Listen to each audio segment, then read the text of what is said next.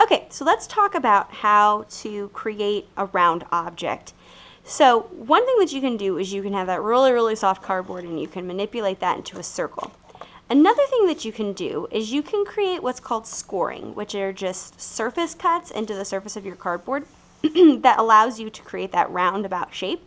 And then you can add a layer of tape and paper mache around it to have a nice uniform sphere. So cardboard has a grain. So if you feel it, you'll be able to feel the grain. So the grain of this cardboard is going vertically and not horizontally. If I turn it this way, obviously it'll be horizontal. So you want to make sure that when you're scoring that you're cutting marks into the grain. So I'm going to take my pencil. I'm going to use a ruler too, just so that I kind of have some marks to follow. And I'm going to draw a few lines going with the grain for me to cut. You want to make sure that you know where you're going and how many lines you need to make yours. Okay, so now I have my lines that I'm going to follow. Remember, feet firmly on the floor, hand holding your cardboard so that it does not fall over, and then hold your X-Acto knife correctly. Just do a surface abrasion. You do not want to go all the way through. A score mark just means that it is simply through the first layer. Now I'm going to do the next one. Same thing, not going through all the way, first layer only.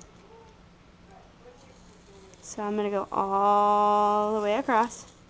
Now, I feel like I'm going to start getting pretty close to my hand, so I'm going to flip it and go to the next one because I don't want to lose any of my piggies off of my fingers here. You'll be able to feel where you've done and where you haven't done. I got a little off on that one, but that's okay. Okay, so now you can kind of loosen up your cardboard. I'm going to add one more here, just because I think that it kind of needs a little bit more there.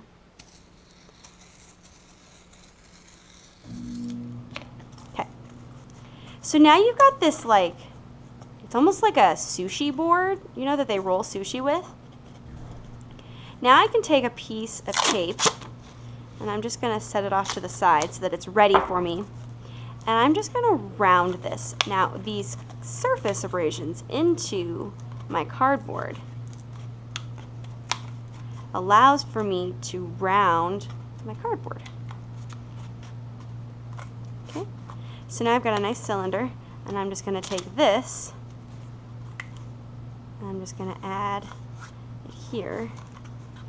And then sometimes it's easier if you ask for someone else to like hold the cardboard for you, or who you hold it and they tape, whichever way you want to do it. But sometimes just having that extra set of hands is really nice. And then you can add layers of tape and paper mache around it to make it, maybe you want it more like oblong, eye-shaped, or something like that. But now you have a cylinder made out of cardboard. And all you had to do is just cut some little surface cuts into the surface of your cardboard.